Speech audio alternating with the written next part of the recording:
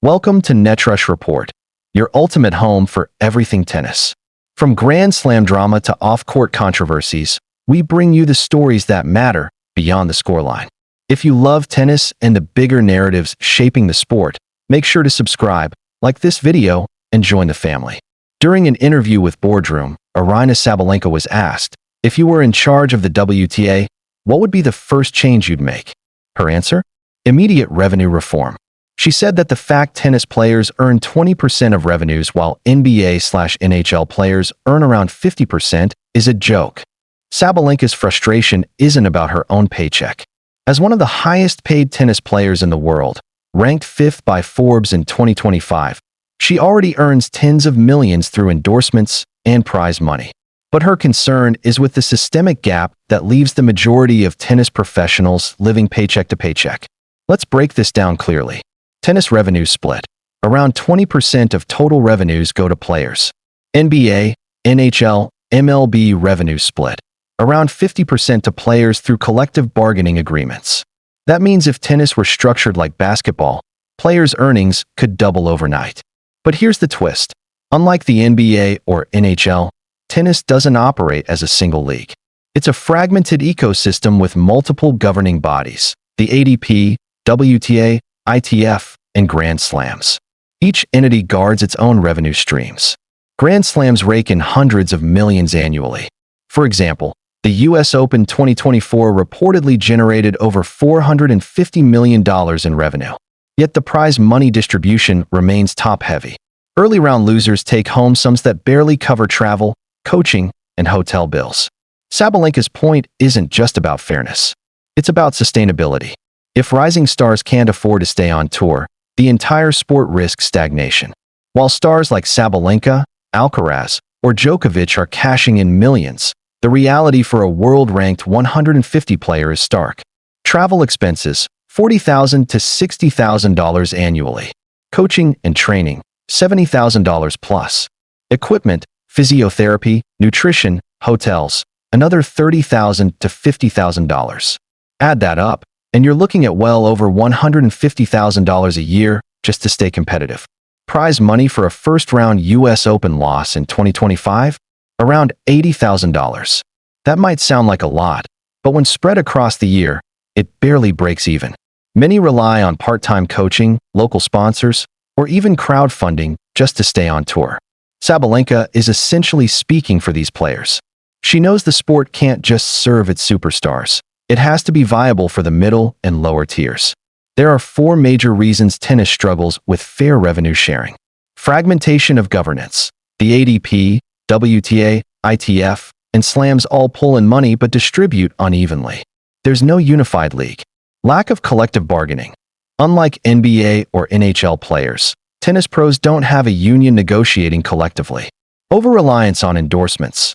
Top players offset low prize money with sponsorship deals, creating an illusion of wealth across the sport.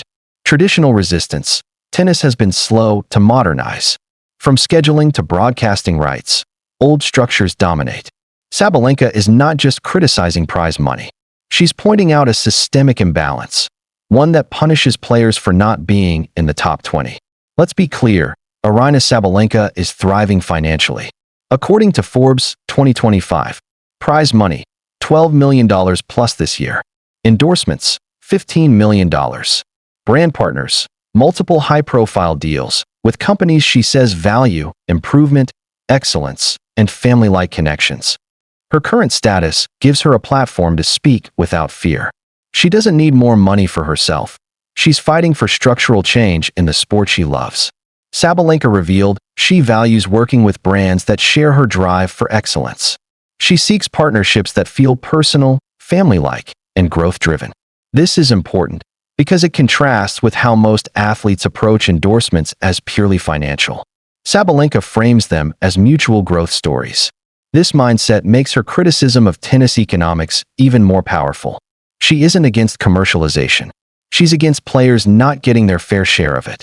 Right now, Sabalenka is in New York, defending her US Open title. She started her campaign with a solid 7-5, 6-1 win over Rebecca Mazarova. Next, she faces Polina Kudermetova in round 2. This context matters. Sabalenka is making these bold statements while competing on the biggest stage in tennis. That amplifies her voice. The eyes of the world are already on her, and she's choosing this moment to shine a spotlight on inequality. The question is, can tennis realistically shift toward NBA/NHL revenue models? Possible solutions. Unified Player Association, a joint ATP-WTA players union to negotiate collective rights.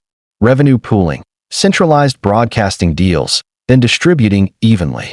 Tiered support, subsidies or stipends for lower-ranked players to cover travel/training. Transparency, forcing governing bodies to reveal actual revenues and player shares. The change won't come overnight, but Sabalenka's voice adds pressure. When the world number one speaks out, the system can't just ignore her. This isn't just about tennis. It's about the future of professional sports. The NBA and NHL once faced similar struggles before adopting revenue-sharing systems. Tennis may be at that same crossroads today. Athletes across sports are redefining what it means to be compensated fairly in a billion-dollar industry.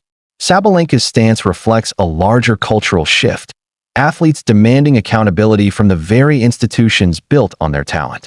Aryna Sabalenka has put it plainly, we deserve more. And whether you agree or not, the numbers don't lie. Tennis players are underpaid compared to their counterparts in other sports. The question is, will the WTA, ATP, and Grand Slams listen before it's too late? What do you think? Should tennis adopt an NBA-style revenue split? Or is the sport too unique for that model? Drop your thoughts in the comments. We'd love to hear your take. This has been Netrush Report, where we bring you the stories beyond the scoreline. If you enjoyed this deep dive, smash that like button, subscribe, and hit the bell so you never miss an update. Until next time, stay tuned, stay sharp, and stay passionate about tennis.